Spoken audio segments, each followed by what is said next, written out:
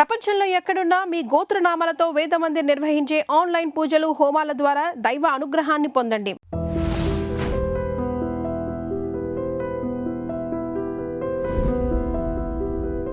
Sir, Anji cinema గురించి మాట్లాడుకోవాలి sir. Anji cinema మీ దృష్టిలో ఈజ్ ఇట్ డైరెక్టోరియల్ హిట్? అంటే మీకు తృప్తినిచ్చిన సినిమానా? మీరు హ్యాపీ ఫీల్ అయ్యారా ఆ సినిమా వల్ల? ఎందుకంటే ఆ సినిమాకి నిజంగా ఊహించినంత రిజల్ట్ రాలేదు. అది చాలా పెద్ద, నా లైఫ్లో పెద్ద మాన్యుమెంట్ అండి. అది ఎప్పటికీ గుర్తుండే గొప్ప వెంచర్. అంటే దాన్ని అందరినీ అప్రిషియేట్ చేయాలి అందరూ. డైరెక్టర్గా నాకు ఓకే, కథ నాది, అది ఓకే. ప్రొడ్యూసర్ అండి ఫస్ట్ దీనికి క్రెడిట్. ఎందుకంటే అమ్మవారి తర్వాత చిరంజీవి గారు డేట్ ఇస్తా అన్నారు శ్యామ్ గారికి. శ్యామ్ గారు ఓకే సినిమా చిరంజీవి గారి మీద అంటే ఏమంటే మనం ఒక కమర్షియల్ సినిమా చేద్దాం అనేసుకుంటే డబ్బులు చేసుకుంటే సరిపోయింది కదా. లేదు, చిరంజీవి గారితో నేను మీద గ్రాఫిక్ సినిమా తీస్తాను కమిటీ అయ్యారు. కమిటీ నా దగ్గరికి వచ్చారు. ఇలాగంటే చిరంజీవి గారితో మనం తీస్తున్నాం, గ్రాఫిక్ సినిమా చిరంజీవి గారు మీరు పెట్టారేంటండి బాబు? అయ్యో అది ఎందుకు శ్యామ్ గారు, నేను కథ ఉంది కమర్షియల్గా డ్యూయల్ రోల్తో చిరంజీవి గారితో అది చేద్దాం శ్యామ్ గారు అంటే, లేదండి నేను చిరంజీవి గారికి ప్రామిస్ చేశాను గ్రాఫిక్ సినిమా తీస్తాం. ఇది ఎక్కడ కూడా అంటే సరే సార్, నేను శ్యామ్ గారి తెలియకుండా చిరంజీవి గారి దగ్గరికి వెళ్ళాను. సార్ శ్యామ్ గారు చెప్పారండి, ఆయనకు ఒక ప్యాషన్ ఉంది, మీకు చెప్పాను కాబట్టి చేయాలని, కానీ గ్రాఫిక్స్ అంటే చాలా కష్టం అండి, మీరు కొత్త ఆర్టిస్ట్లా చేయాలి, ఒక రోజు నిలబడాలి, రోజు చేయాలి సార్, ఇంత కష్టం ఉంటుంది అది ఇదంటే, రక్షణ నీకేం కంగారు పడకు, నేను కొత్త ఆర్టిస్ట్లా చేస్తాను, నీకు ఎందుకు, ఎన్ని రోజులైనా చేస్తా, బట్ నా మీద గ్రాఫిక్ సినిమా తీయాలి సార్. ప్రొడ్యూసరు టెన్షన్ లేకుండా ఉన్నారు, హీరో కూడా టెన్షన్ లేకుండా ఉన్నారు. నేను కథ అంతా కూడా వర్కౌట్ చేసి నిజంగా చిరంజీవి గారు అదే టెంపోలో చేశాడు. నేను 1 month ఇంటర్వెల్ సీన్ అండి, 1 month అది పడిపోవడం తీయడం అన్నీ కూడా చిరంజీవి గారు అలాగే కూర్చొని చేశాడు కొత్త ఆర్టిస్ట్ లాగా. అందులోకి ఆ సినిమా అనేది చాలా గ్రాఫిక్స్లో కూడా కాకుండా సినిమా కథగా కూడా చాలా గొప్ప కాంప్లికేటెడ్ సబ్జెక్ట్. అందులో చిరంజీవి గారిని ఒరే ఏంట్రా అనే పాత్ర ఒకటి ఉంది.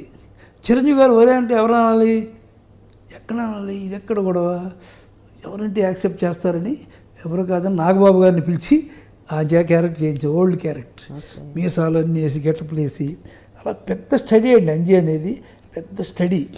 అందులోకి దాని వర్క్ హెవీ వర్క్ అండి.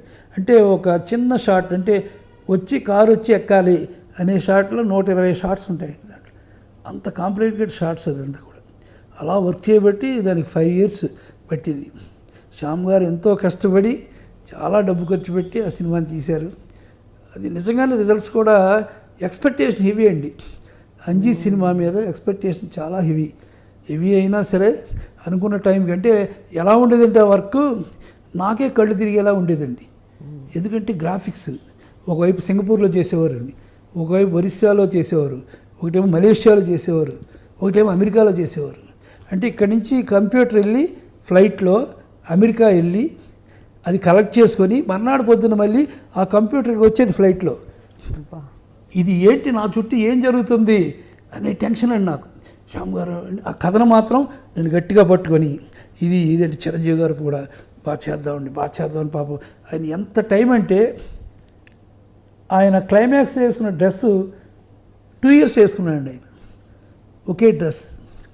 ఎందుకంటే ఆ గ్రాఫిక్స్ మార్క్స్ పడితే మళ్ళీ మారిపోద్దండి అదంతా, అందుకని తీయడానికి లేదు, అదే వేసుకోవాలి. అది అందుకే వచ్చిన వెంటనే ఆయన నా దగ్గరికి వచ్చేవారు, ఏమండి డైరెక్టర్ గారు మామూలు డ్రెస్సులు ఒక 10 నిమిషాలు వేసుకున్నాక ఇది వేసుకోనండి, అవి వేసుకోండి సార్, దాన్ని ఏమంది పర్లేదు అంటే, లేదండి మళ్ళీ చాలా రోజులు చేస్తున్నాక అది ఉతకడానికి లేదు ఆ డ్రెస్సు.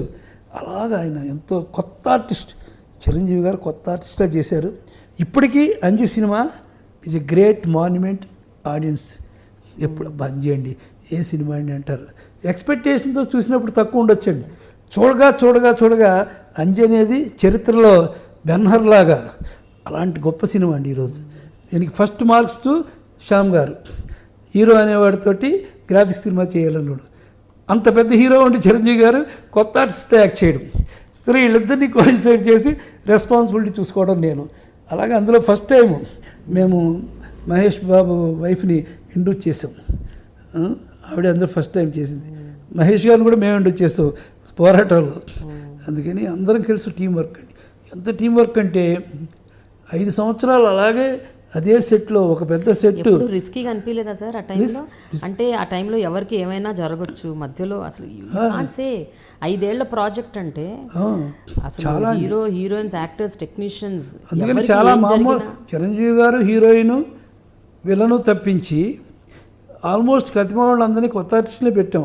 ఒకవేళ వీడు కానీ ఎక్కడికి వెళ్ళిపోతే వాళ్ళలాగే ఉండేవాడు ఎక్కడున్నాడు అని వర్క్ అండి. అందులో ఫస్ట్ టైం సెట్లో చేసిన ఒక క్యారెక్టర్ ఉంటాడు మాంత్రికుడు. వాడు ఇక్కడ మన ఐ ఆసుపత్రి ఉంది కదండి ఎల్వి ప్రసాద్ గారిది, అక్కడ ఉండే ఒక బెగ్గర్ అతను, వాడిని తీసుకొచ్చి చేయించాం ఆ క్యారెక్టర్. వాడికి గ్లామర్ వచ్చేసిన తర్వాత అంతా కూడా అలాగ అందరినీ టీం వర్క్ అండి. వీళ్ళు ఏంటి టైం పడుతుంది, దీనికి ఏంటి అనేది చాలా చాలా కాంప్లికేటెడ్ టీం వర్క్.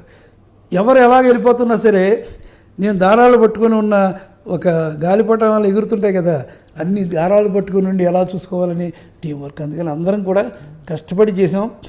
అందరూ కష్టపడ్డారు. అందరికంటే ప్రొడ్యూసర్ కష్టం ఎక్కువ, దాన్ని డబ్బు డబ్బు డబ్బు. బట్ రిలీజ్ అయ్యాక రిజల్ట్ గురించి మీరు ఏమనుకున్నారు?